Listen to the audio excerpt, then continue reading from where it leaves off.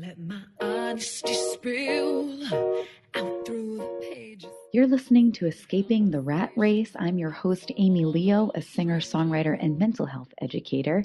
And our show is all about questioning the status quo and pushing the boundaries into what's possible for human beings and not probable.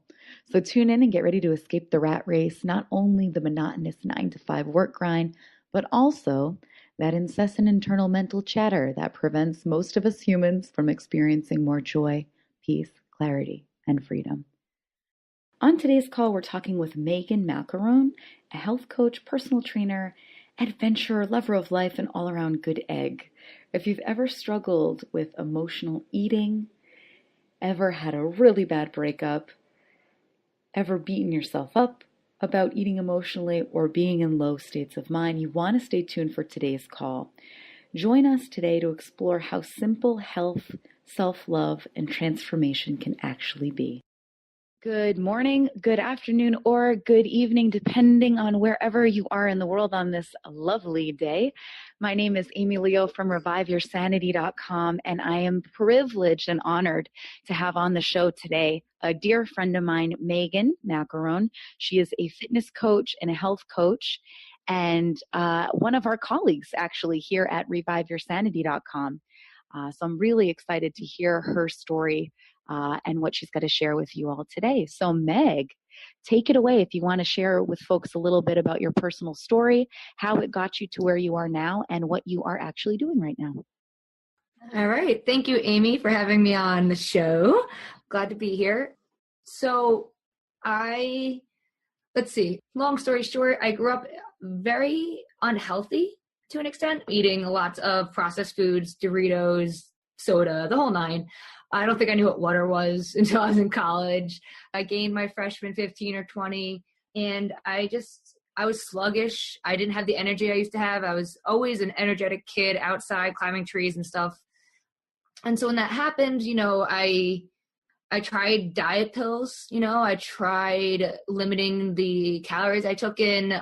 So I tried all the crazy diets. I realized that I wouldn't say I had a binge eating disorder, but I definitely binge eat, emotionally eat and stuff like that. And so that would cause me to feel guilty inside and gain weight. And then one summer, Amy, you, and my brother and I, we did P90X in a small little apartment. And I learned that I love exercise. I'd never really exercised before. I never had to, I never was gaining weight. I learned about portion control. I self-taught myself about nutrition and portion control and exercise. And I decided that I wanted to become a personal trainer and help other people with their struggle, because I lost the weight and I started eating better and I started feeling better and having more energy. My skin cleared up. And I realized that there's so many people out there that they don't know how to take care of themselves, whether it's because they had my life where, I was always skinny as a kid, so I never had to, I never even worried about it. And then when it came time to worry about it, I didn't know what to do. And I was doing all the crazy fad diets, and I was really hurting my immune system and my health by cutting calories so low and not giving myself the nutrients my body needed, all out of vanity, all about trying to look better and feel better, which feeling better is not vanity. So I became NASM certified as a personal trainer. I started working at a gym. And at the time, I'd gone to college for vet science, and I was working as a vet tech at the same time, which I still love animals, but I decided to change careers because I realized that my passion, my calling was with helping other people become healthy, because without our health, you're not really living. You can't really live your life to its full potential if you aren't healthy. If you aren't taking care of yourself, you can't give to others. You can't do a lot of things if you're not healthy. And when I realized that, I became a personal trainer, and from doing that, everything didn't get better. I still struggled with my own eating. I would work out, and I would even do crazy things, like I would eat a ton of food and then I would torture myself by doing crazy workouts. And that's insane and unnecessary. I decided that just teaching people how to exercise in the correct form, which is extremely important, wasn't enough. And that I wanted to learn about the mindset and the nutrition and our bodies as a whole, and how to coach people to health, not just with exercise, but with also like how to eat and how to set yourself up for success for inevitable success, because without that, you're always going to fall back to your old habits. So it's really about habit mastery and how to overcome your past weaknesses is what I would call them. Not sure if Amy would agree with that. And so through my health coaching certification, I've learned how to coach men and women on becoming healthier by becoming more aware of their body, becoming more aware of every moment and just living in the moment instead of living in the past or the future. So a lot of people, like, let's say you go out to eat dinner and there's a bread bowl in front of you and you're talking and you're just mindlessly reaching into that bread bowl and mindlessly putting butter on your bread and mindlessly eating it. You're not really paying attention to whether or not you're even hungry, to whether or not you even like the taste of this food right now.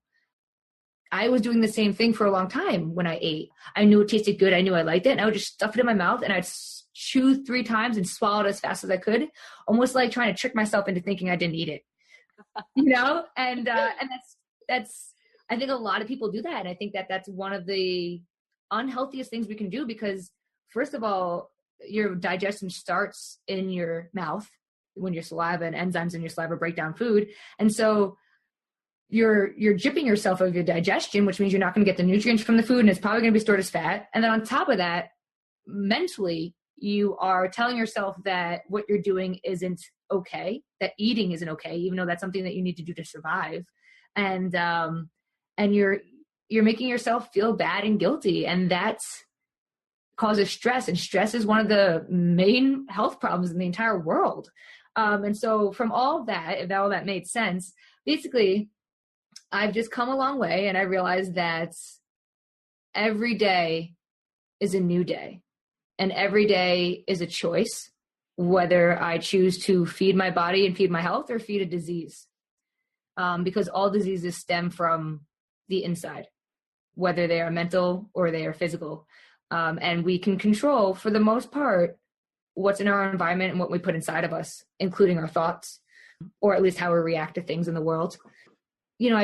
I do my best to coach my clients through emotional eating, through stress factors that are in their life, and through busy schedules, so that they can still find time to make them the number one priority in their life, so that they can take care of their family and live a fulfilled life. So that's where I'm at now. And it's been a long journey, and it will keep going. And I'm human and I fall back sometimes, I no longer feel guilty. I no longer torture myself with workouts after eating. Like, I just forgive myself, and I know that I'm going to be okay. My wonderful analogy that I love is, if you're driving down the road and thump, thump, thump, you had a flat tire and you pulled over to the side of the road, would you get out and pop the other 3 tires? Or would you fix that tire and get back on that road? And that goes for everything in your life, especially your health. If I eat a box of cookies, that's my flat tire. And I can choose to pop my other flat tires by just going on an all-out week-long eating binge, or I can choose to acknowledge what I did, forgive myself, and get back on my healthy bandwagon and continue to feed my body and do right by myself. So that's me in a nutshell. She's in a nutshell. Yes. Oh, this is me in a nutshell. Austin Powers. Okay.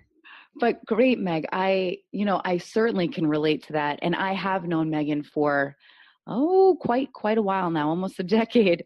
And, and I do, she has changed immensely in her relationship with herself. So I'm really curious, Meg, there's this theme that is emerging for you in your work about self-love. And I know you had a really difficult time with body image a few summers ago after a breakup. So I would be curious if you would share the difference between where you were then and how life looks to you now. Yeah, I love that question. It's funny because you kind of sometimes don't even realize where you are until you've already gotten out of there. And so I guess it was 2014, so 2 years ago now, almost 3. I was dating a guy, and no bad juju towards this guy. He was young, and we all make judgments on people, even if we don't realize it. And that is something that is very humbling to think about. We all do it, even if you don't want to do it, even if you don't think you're that kind of person. I think everybody does it, and you may catch yourself in it, and then you may decide not to, and that's awesome. And that's usually what happens. But I was dating this guy, and he wasn't from the United States, and he went back to his country, and I was going to Italy to au pair. And while in Italy for 3 months, I gained weight, because I hadn't started health coaching yet. And so I kind of went on like the when in Rome type of thing, and I was eating salami and cheese and drinking wine, and I wasn't working out. I wasn't taking care of my body, and I gained weight. There's no excuse, but I think that because of where he came from, where many people are very thin, it was a big surprise for him to see me having gained, I think it was like 11 pounds in 3 months. And to me, like, I knew I'd gained the weight, and I was uncomfortable in my own skin, but I also knew that I was smart enough and knew how to lose it. And I wasn't worried about that by any means. And I never once thought that he was going to be unattracted to me, because we had been together for 9 months or so, and he knew me and like knew my personality, knew I was a good person. We treated each other well with respect, but he was, for lack of a better word, he was shallow in that moment. And I went to his country and was there for 27 days. And he broke up with me on the first day because of how I looked, because I'd gained weight. So I was alone in a country where I didn't speak that language, living with this guy, because my flight wasn't for 27 days and I was on a very tight budget and I didn't really have anywhere else to go anyway. And for the first 20 days, I got down on myself, Instead of being even angry at him, I was angry at myself. I was angry that I allowed this to happen to my body. I was angry that I wasn't good enough for him to either love me still or, see my personality and not my weight. I was angry at a lot of things. So I started, working out like there in that country. And I was angry at him too. And then I realized, like 20 days into it, that I was wasting my time in this pretty country in the middle of the summer, worrying about how I looked instead of enjoying my time there, And yes, I didn't speak the language, but I was on the Black Sea. It was beautiful. And then I just stopped caring. I really did. I just stopped caring about what everybody else was thinking. And I started caring about myself. And that's when the switch went on and it's changed. And instead of thinking I need to be skinnier, I started thinking I need to love myself, whatever that means for me. And that meant eating healthier and working out, then fine. But I was going to do it for me and not because I wanted somebody else to like me or do it for somebody else. And that realization made it so I was no longer sad and I was no longer angry. I was elated and proud of myself. And it's so funny because I know he could tell, when you could see something in somebody's eyes, he could see that something changed in me with overnight. He started getting attracted to me again, which is hilarious to me, and I was all like, nope, that's not happening. But in a way where, like, when it was time for me to leave, we hugged and he apologized. He actually ended up writing me a very long letter and trying to get back with me, telling me he was dumb and he couldn't believe he'd put me through that. And he realizes how shallow he was and all these other things. And he's like, I'm young and I should never have done that. Like, you're an amazing person. And I just told him I forgive him. I forgive him and I hope he can forgive himself. And I thank him for that experience, because although it sucked to go through it, it got me to where I am, and it got me to realizing all about mental health and about loving myself. And it made me want to become a health coach, honestly. And now I am. And now I can help other people go through the same, because, in those 20 days, I did eat emotionally, even though I was trying not to. I was stressed. I was blaming my body. I wasn't loving my body. I wasn't saying, thank you, body, for like the amazing stuff you do, like making me breathe or letting me hike up a hill or jump in the air or anything, or get on a plane, and adjusting my body to the altitude changes. You know what I mean? Like, all these things that your body does without you even thinking. I wasn't being grateful for them. I was angry because of a couple extra pounds. Thank you, body, for why ever I put these pounds on. It was a lesson that I may have needed, honestly. And while I know I function at my best at a certain, I don't know if weight's the right word. I don't really care about weight anymore. I care about a feeling, and that feeling is energy and confidence. And so I do what's best for my body now. And because of that, my body looks good. So it's not out of vanity anymore, where like I want to look good in a bathing suit, which is fine. You should want to look good in a bathing suit. You want to be attractive. I mean, it's part of the entire life cycle to be attractive to attract a mate and reproduce, right? So that's like wired in our brains. That's totally cool. But when you take it away from the vanity and you put it into health, and wanting to just take care of yourself. And when you just start being that person, instead of thinking like, oh, when I'm skinny or when I have a six pack, I'll be healthy. Just be healthy and you will get that. And that's what I learned through this, is that if I just love myself, and when I say love myself, I love myself for how I am right now. And I continue to do right by myself. My life is in line with my values. My values are my health and my strength. I like being strong. I want to be able to pick up if Amy falls in front of me and I need to rescue her, I want to be able to carry her.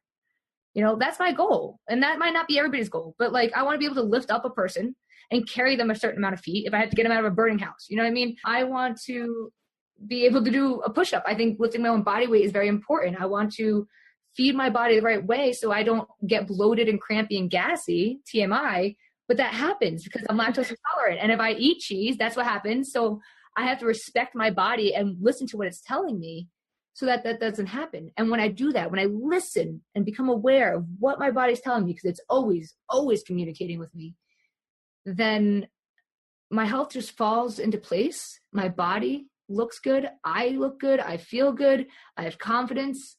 And when I start to ignore myself and my body, that's when ailments and disease come into play. That's when I get headaches. That's when I get lethargic. That's when my stomach starts to hurt, that's when I get stressed. So it's all really about listening to yourself and becoming aware. I don't know if I rambled and went on a tangent there.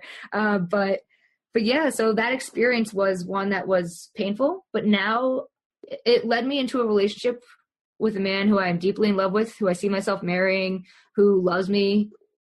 Obviously, we're physically attracted to each other, but he loves me for who I am. And I can see that in his look, in his gaze, and it's wonderful because now I can receive that. And before, maybe I couldn't, because I didn't love myself for who I was yet. Yeah, there's so many great nuggets in what you've shared, Meg.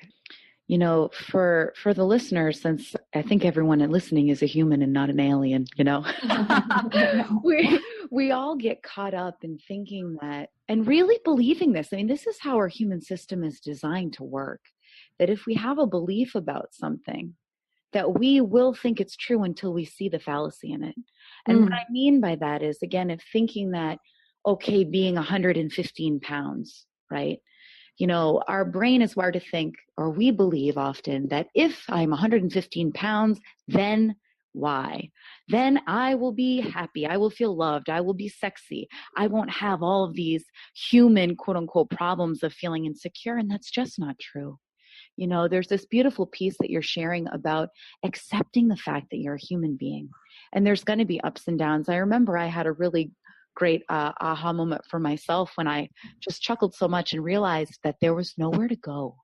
There was nowhere to get, because I'm always going to bring around my humanity with me. So even if I reach the goals that I had, and there's nothing wrong with goals, but even if I reach those goals at one day, at one time, guess what? I'm still going to have insecure moments. I'm still going to have moments of anxiety. I'm still going to have moments of anger. This is just how it works. But the more that I've seen that that's not personal to me, Amy Leo, that that's just part of how life is, it's amazing the freedom that comes with, like what Meg is describing. What Meg described of being in that country. And I was in contact with Meg when this was happening, when she was by herself pretty much all day long for almost a month. Stuck in my head. It was terrible. But it wasn't that she forced herself to have this great insight.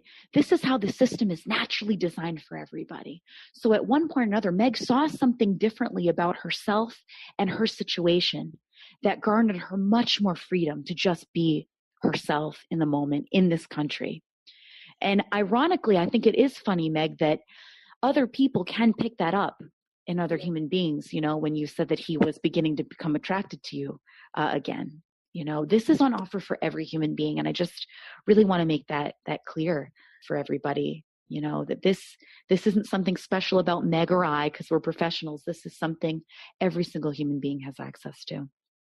And with that, Meg, I think the next thing I kind of want to ask is, Meg is a really, really dear friend of mine. And I was wondering, Meg, if you could speak to the benefits of having people in your life that are, open-minded, that do have big hearts, like how has that affected your life in going after your dreams of being an entrepreneur and things like that? Oh, it's the key to success. Honestly, I think so. There's a quote, and I kind of forget who said it, which is terrible. I hate when I forget that. You are the sum of the 5 people you surround yourself with, right? So like, if you consistently surround yourself with people who are negative, it really does become contagious. You can fight it, but when there's negativity all around you, it's very hard to be positive. Very hard. Not impossible, but why make life harder?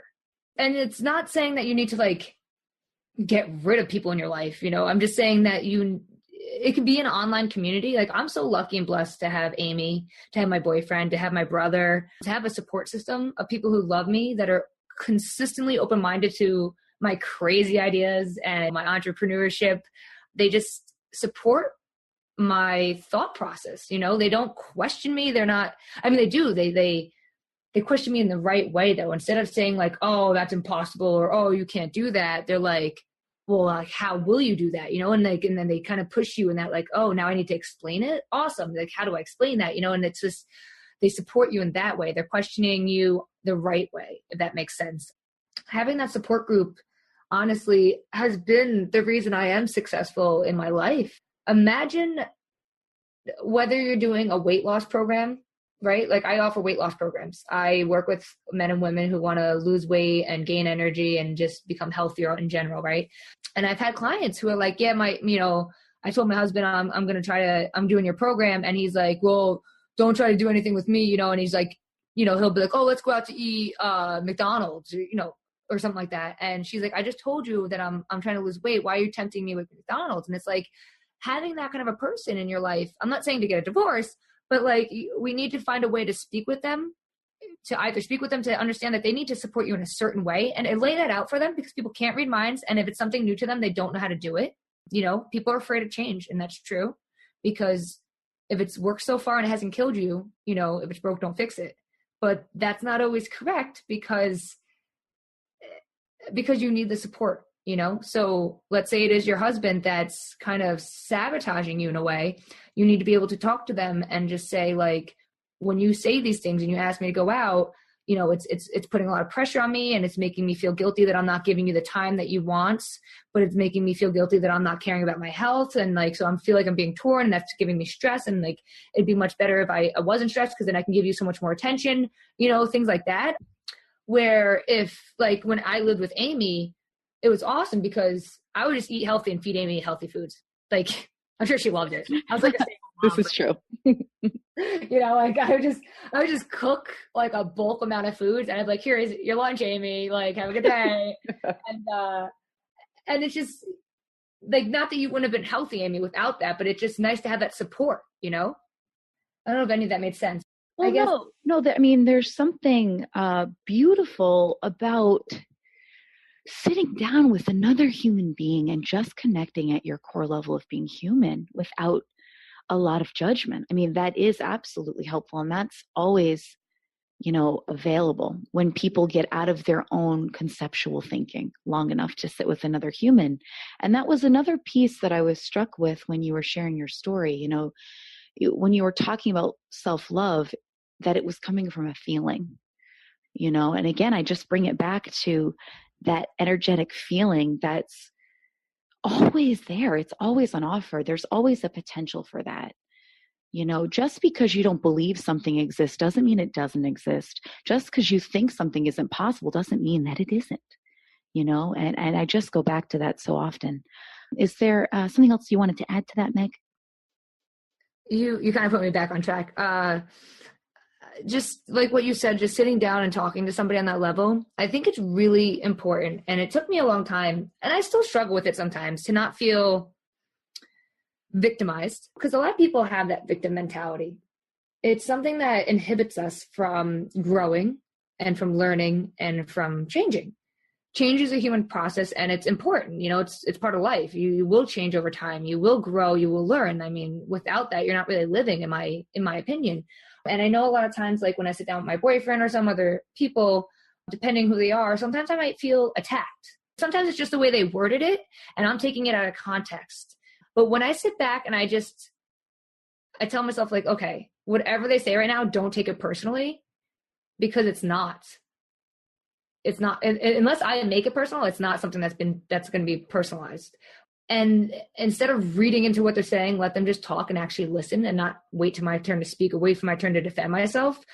I think that's really important as well. And that goes in hand with having a group of people around you that support you, because, Amy and I could be talking and we support each other, but she could give me what would be positive reinforcement, but maybe telling me something I'm doing incorrectly. And instead of me getting defensive about like why it's not incorrect, or like she doesn't know what it's like, or you don't understand my busy schedule and stuff like that, if I'm just open to what she's saying, I can most likely find a solution within that. But when you're not open, then when you're closed to everything. You're really closed to finding a solution for yourself. You're closed to growing and learning, Yes, I'm so glad you touched upon that point. This is something, because we only can experience the world through our own thinking and our own physiology, it is so easy to forget that every single human being is interacting with the world entirely differently than you. Mm-hmm. Their perception is 100% different. It has to be. We're all different physical entities with our own histories of thinking, with our own energy coursing through. Our state of minds change differently. This is really key to starting to live life with more freedom, not only for yourself, but in your relationships, is when you really start to see this. Then it no longer becomes a practice of, oh, well, I shouldn't take that personally, or, oh, maybe he didn't mean it like that. You just see, wow, like your world looks really differently than mine. And sometimes I get really curious about that. I used to be, Meg can attest to this, I'm sure. I used to be one of these, angry advocates, people that, whether it was about a social injustice issue, I used to be one of these people that would get on my high horse, because I had the best intentions. Well, I'm going to tell you why it's wrong to be racist or say that, or why, prejudice still exists, why sexism still does exist, and how that's wrong, and how these people were perpetuated, right? I would just be like, boop, boop, boop, boop, boop, going off. And if someone was perceiving that issue differently than me, I felt immediately reactive. I felt I had to defend myself. And what happens when you have two reactive individuals is that the listening completely stops. Yep. So there's no growth there that occurs. And I got really curious about a year ago when someone was saying things that I perceived to be quite racist, but I just got curious. And I was asking questions. Well, why do you think that? Like, how do you backing that up? And it's really interesting that I actually learned a little bit about that person's thinking, that it wasn't coming from the fact that they were born hateful people. It was the fact that they saw the situation as unfair. They thought, well, this certain population gets more benefits than I do, and I work really hard for my, paycheck, but these people, quote unquote, right? My goodness, that's such an easy thing to say for some people when they're targeting their anger outward, or they think that their anger is not coming from the inside, but coming from the outside, which it never can. That physiologically can't happen, but that's a whole nother conversation. Yeah. But anyways, I just got curious. And I really saw that it was just coming from a place of insecurity on that other person. It wasn't a vengeful thing, and I would have missed that if I would have just been on my high horse and trying to force feed someone my beliefs. There's such a beautiful thing, really. The fact that we all live in these separate realities is beautiful. And from that space, we can co-create anything we want. We can collaborate in our health. We can collaborate with projects or with music or whatever it is, with building things. And I think that that's really the core of what we're sharing on our retreats with Revive Your Sanity right now. So if you're really interested in this conversation and looking in this direction of co-collaborating with other individuals and finding out a little bit more about what it is to be human and your inner and outer health. Feel free to visit us at reviveyoursanity.com. We do actually have our next program is going to be in August in Costa Rica. And with that, Meg, I'd also love if you could share with the people if they're interested in the fitness coaching and the health coaching, where can they find you, Meg, if they want to reach out to you specifically? Yeah, you can find me a few places. I have a website. It's called myhealthybodytransformation.com, the name of my program. You can also find me on My Healthy Body on Facebook, and then also at Self Love Fitness Coach on Instagram, or Meaghan Macron on LinkedIn, whatever you guys want to. If you have any questions, feel free to reach out to me directly. And you can also find me at Revive Your Sanity retreats, where I will be on these retreats teaching about your health and your wellness and your self-love. Awesome, Meg. Awesome. Do you want to maybe leave the folks with, if you had 60 seconds that you really wanted people to take home from the call, what would you share? The 60 seconds started already? Wait.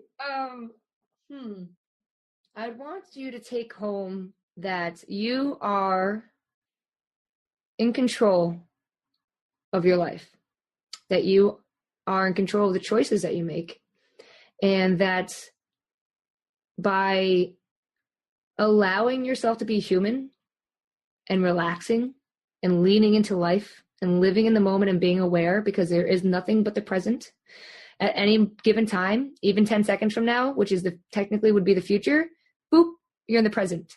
So be in the present and allow yourself to enjoy the present and stop stressing over the future because it hasn't come and it could change, and stop stressing over the past because you can't go back and you can't change it. And just love yourself for who you are and what you're capable of doing right now in the present. And if you have goals, one foot in front of the other, you don't have to 100% reach them within the next day or two. You just need to move 1% towards them every single day. Awesome, Meg. Awesome. Well, thank you very much for being on the show today for our Solopreneur series.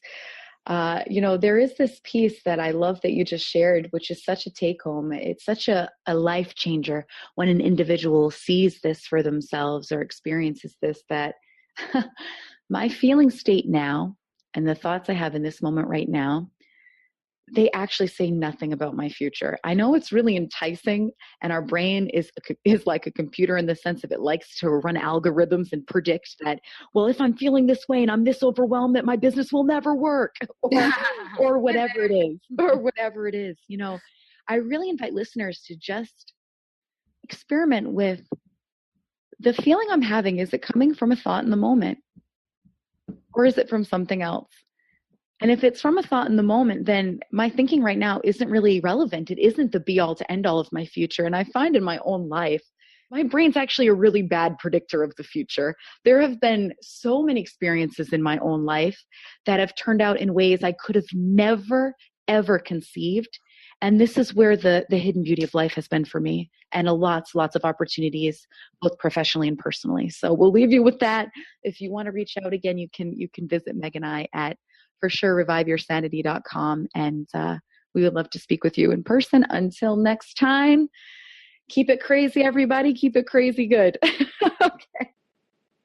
My biggest take home for today was how, as Meg shared different aspects of her story and different stages of her life, how there was something going on that was unhealthy, unuseful to her, that was damaging in a way, but how she always found her way back home to truth, how she always had a moment of epiphany where she saw something differently about what was going on, and that the behavior stopped. Like when she said that she would binge eat basically and then go do crazy workouts, how that behavior stopped, or how the self-criticizing, the self-doubt just naturally fell away the more and more that she was engaged with learning about her human experience. If you are interested in sitting with a group of like-minded, big-hearted, open-minded people where you also can start to learn more about how the human system works, we do host a variety of retreats We do have a couple spots left for our Costa Rica retreat. That's going to be this August, and there is still a scholarship contest open for that. We also have an India trip coming up in February, as well as some local stateside retreats that will be occurring in the fall in the Charlottesville, Virginia area. So feel free again to reach us at reviveyoursanity.com if you want to continue this exploration for yourself, or you can always reach me at amy@amyleo.com. Thank you. Until next time, keep rockin'.